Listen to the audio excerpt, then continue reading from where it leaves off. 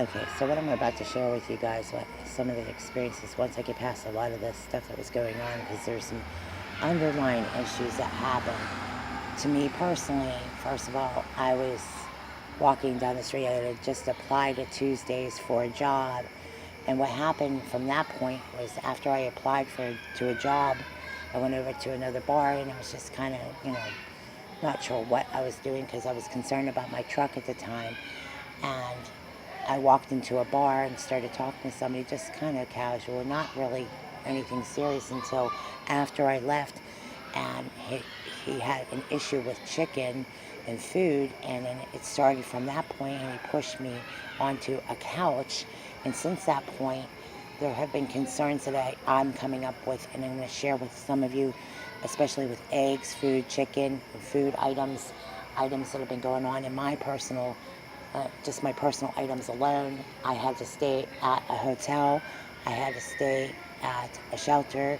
In the past, I've moved from a domestic violence shelter recently, and I had to get help because there was ongoing sexual abuse and abuse going on, not just with me, but other people I know who have been abuse victims. And what happened was I went to a shelter and they turned us away for help. And it was because there was a discrepancy in the reports, and this has been happened before, where we haven't got the right kind of help.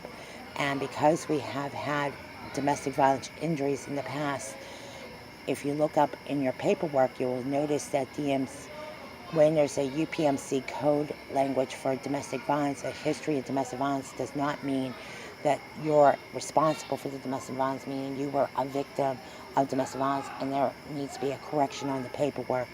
Once these people start clearing up their issues, first of all, I don't know anyone that invites an attack like that. And first of all, if there's an attack like that, some people need to start talking about domestic violence, about sexual abuse.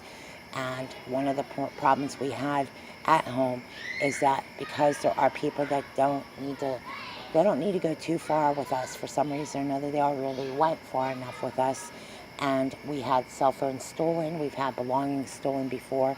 So one of the other issues that's going to come up is about who is sexually abusing who did what, and we're going to get to the bottom of some things, because once we clear up some things, we'll be able to help address some other issues. Again, the older man that shoved me in Bridgewater is an overweight, heavy-set man, and I am going to address some people about what the shoving incident was about. First of all, my foster dad has no business shoving me, and nor does any man have any business shoving a girl around, especially when they're bigger men, okay? So the other women have other issues they're going to have to personally address on their own free time. This is just my blog page, and I'm going to discuss it, and I'm going to keep discussing some of the issues that are going on in our neighborhood. When kids are scared or running away, we need to sit down and talk about it. Whatever's going on at home, whatever's going on in my apartment, I'm here to share what's going on, because I'll be honest with you, once the shoving started, that's when I decided to start taking action. Break the silence. Do not stand silent and ignore a problem and let it go on that long. Report it. Contact somebody. Ask for help. There's crisis hotlines. There's information available to get the right kind of help.